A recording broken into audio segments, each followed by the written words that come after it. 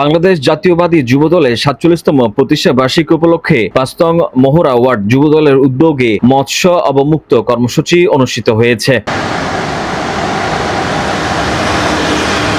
২৭ October সকালে মৎস্য অবমুক্ত কর্মসূচি অনুষ্ঠানে প্রধান অতিথি হিসেবে উপস্থিত ছিলেন চাঁদগাঁও থানা যুবদলের সাবেক আহ্বায়ক গুলজার হোসেন।